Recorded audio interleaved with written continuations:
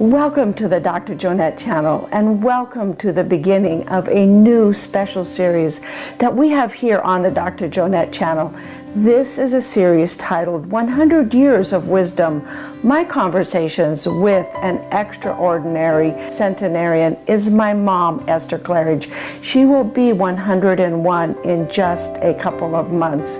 She came to visit me, and I had the opportunity to sit down with her and ask her questions about her life and engage in a conversation about her lifetime of experiences, her knowledge, and her life's joys, challenges, as well as so many transformations and changes that she has witnessed over the last 100 years. So let's dive in and delve deep into her extraordinary experiences, her wisdom, and her knowledge that she has collected over the last 100 years.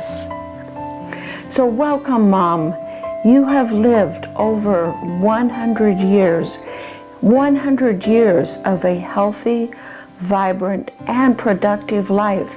I know I want to know, as well as my viewers, what do you attribute your longevity, your health, and your well-being for over 100 years to? Just had a good parents and had a good start in life. We didn't have all the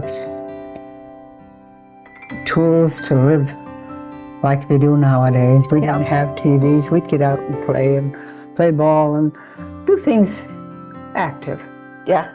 And we had actually raised all of our food to speak of.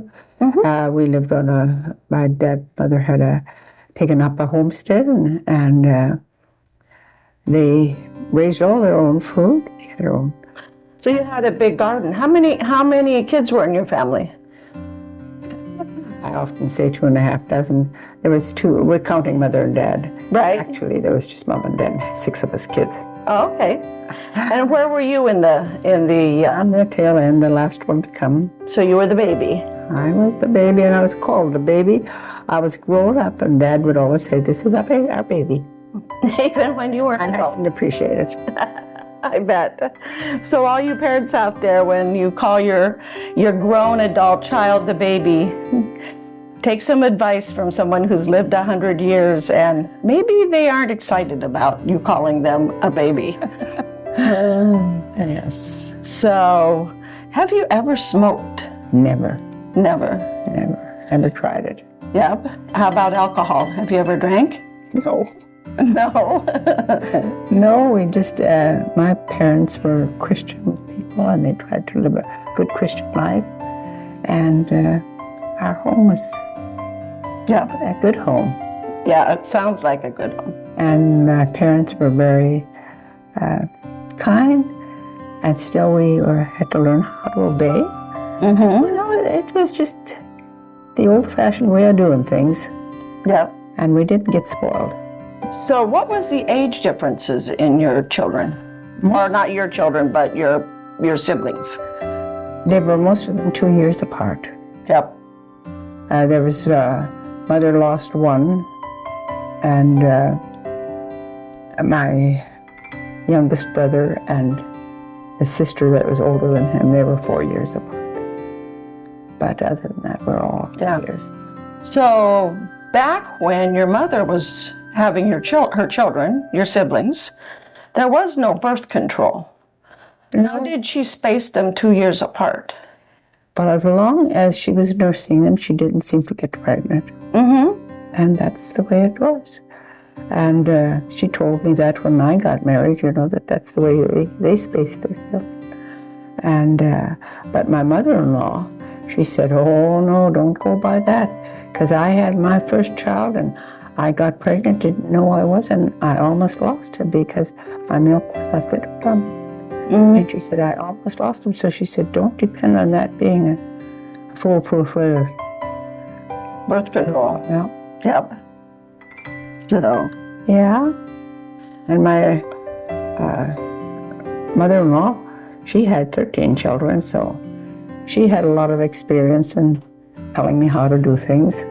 Oh, that is a lot of children. Yeah, that is a lot of children. She was married twice. She had 7 children with her first husband and then 6. 6 with the second. But they were all, she gave birth to all 13 of them. Yes. Yeah, yep. She lost one girl when she was, I think, 3 or 4 months old. That was the only, she only had one other girl than that, and they lost one little boy when he was 4. But the rest of them all grew up to be big men. Big men. And you married one of them. I married the oldest of the second batch. Oh, okay. So, what would you say is the most important invention that's happened in the last 100 years? Oh man, there's so much has. I mean, you know, your automotive has changed and TV and there's just so many things I can't think of them all. Yeah. My brain's working a little slower now anyway, so it seems to be working pretty good to me. I've been enjoying Mom's stories immensely about when she was growing up and about the, you know, her parents, and she goes clear back to her parents and her grandparents. Thank you, Mom, for sharing with us today, for sharing your experiences and your remarkable journey, for giving us the wisdom of someone who has lived nearly 101 years. We are looking forward to having additional conversations with you. And thank you all to my viewers for watching the beginning of this special series, 100 Years of Wisdom, Conversations with a Remarkable Centenarian. I hope that her insights have touched your heart as she has been touching my heart now for most of my life. She's actually my stepmom, but became my mom when I was 9 years old. I want to challenge you to take a page out of her story and stay curious, keep learning, and let's all cherish the wisdom that our elders have for us. Thank you again, and thank you for subscribing as well as signing up for notifications. For more information and valuable insights, go to my website at growwithdrjonette.com, and we'll see you next time on the Dr. Jonette channel.